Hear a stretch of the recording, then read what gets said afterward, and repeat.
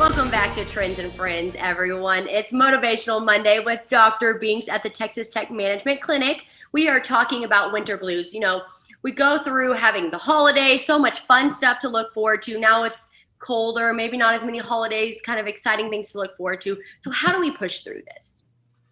Well, one of the things that I've recognized over the years, in addition to, as you said, there's this idea that we get over the Christmas thing, which is a big up, and then there's a letdown with any time that you've been keyed into being very focused, very active. Maybe even in your job, you see that when you've got a big project deadline the day after, athletes find it, the day after effect, where you just you don't have all that driving you. And then the next holiday you have to look forward to is Valentine's Day. And that one's kind of interesting because there are not everybody has the person they love in their life. But then even the people that do, there's a bit of pressure on there.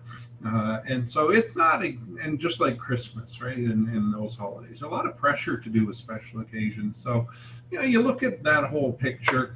And the next thing we really look forward to is summer. And I like to tell people to guard against that.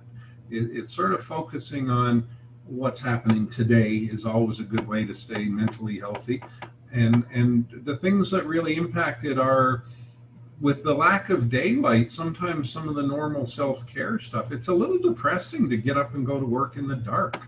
And because we're on the edge of a time zone, the morning's a lot darker for us than maybe somebody on the other edge. But for them, it's the fact that it's dark so soon at night. And so shortness of daylight, that's an issue. And it doesn't really set up a lot of being motivated to take care of yourself.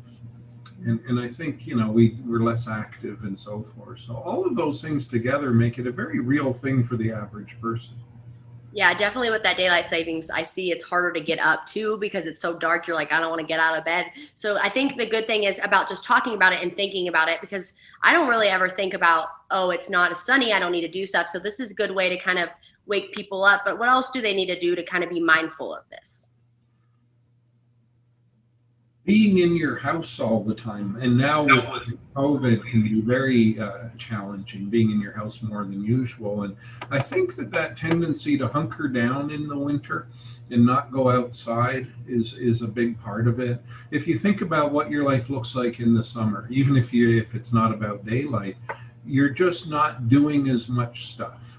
And if you're not very good at doing stuff in your house other than clicking on the TV, then you're not engaged in your life in the same way. And that to me is the key. It's like finding things to do. Maybe it's more wintry things. Maybe it's doing puzzles, reading books, all of those things that people do inside. Or maybe it's just buying a really good coat and going outside anyways, because I grew up in far northern regions where mom threw us out of the house first thing in the morning, and it was like, come back when it's dark.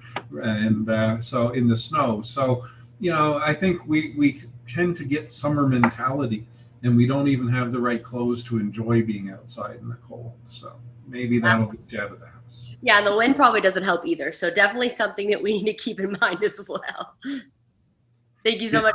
Yeah, I've never seen sand drifts or dirt drifts before, even that I've been here a while. So this week was interesting.